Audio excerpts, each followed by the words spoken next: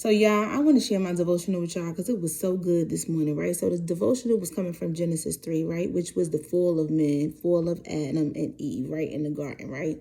So what the devotional pointed out, which was so good, that when Adam and Eve, or after they ate the fruit, God came into the garden and says, Adam, where are you?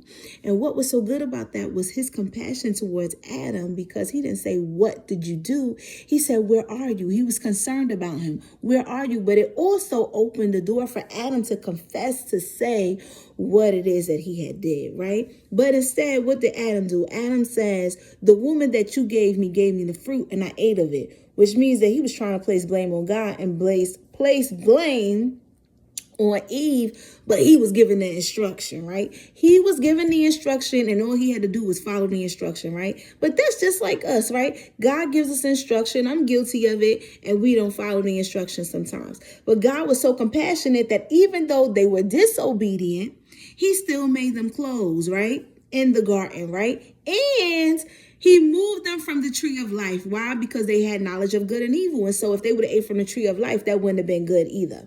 So let's just go back to the serpent, right?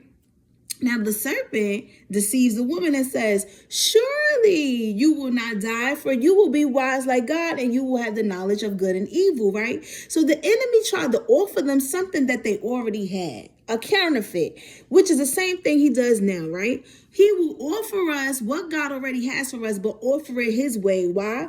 Because what? He wants us to lose our soul. What? He wants us to not spend eternity with God, right? What else? He wants us to go to hell with him, right? Right? So we got to think about this. Whereas like the enemy ain't got no new tricks. And the best thing for us to do is follow God, right? And follow his ways and his commandments. Why? Because God is compassionate. He loves us and he knows what's best for us. And we have to remember that the enemy ain't got no new tricks, and what he offering, we shouldn't even want. It may be good at the moment. It may look good. It may sound good, where you may think you could get somewhere faster, and you just might get there. But what are you sacrificing getting there quicker?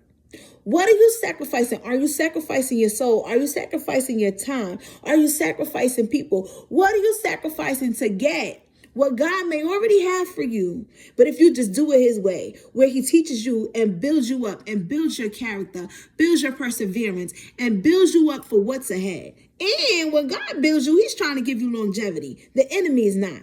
That was the whole point of the story. I just thought that was so good. The enemy has no new tricks, and he's always offering up a counterfeit. But it's so important for us to just stick with God, because God's way is the right way.